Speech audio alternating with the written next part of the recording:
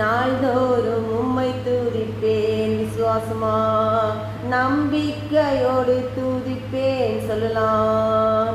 நாள்தோறும் உம்மை துதிப்பேன். ஆமென். நம்பிக்கையோடு துதிப்பேன். ஆமென். நான் பாடும்போது என் உதடு கெம்பீரித்து மகிழும். ஆமென்.